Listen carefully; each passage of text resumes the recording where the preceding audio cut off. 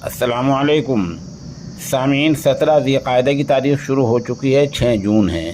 خبر کا عنوان ہے برج بھوشن کے خلاف مقدمہ واپس لینے والی خبر جھوٹ ہے، غلط ہے۔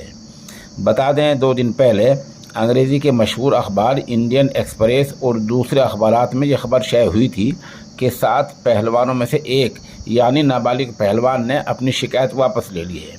اس خبر کے بعد B J P M P Brij Bhushan کے خلاف معاملہ ہلکا لگنے لگا تھا اور لوگ سوچنے لگے تھے کہ اب یہ معاملہ ٹھنڈا پڑ جائے گا، رفع دفع ہو جائے گا۔ لیکن دا پرنٹ ویب سائٹ کے مطابق آج نابالغ پہلوان کے والد نے صاف کر دیا ہے کہ انہوں نے کوئی شکایت واپس نہیں لی ہے، وہ مقدمہ لڑیں گے اور وہ فیصلہ ہونے تک مقدمہ لڑتے رہیں گے۔ یہ سب جھوٹ پھیلا جا رہا ہے۔ بتا دیں اس نابالغ پہلوان کی شکایت میں یہ بات کہی گئی تھی کہ برج بھوشن اس کو کس کر پکڑتا تھا، اس کو چھوتا تھا، بغیر اس کی مرضی کے اس کو کندھے پر ہاتھ رکھتا تھا۔ اسی شکایت میں پوکسو ایکٹ بنتا ہے جس سے برج بھوشن کی تکلیف بڑھ سکتی ہے۔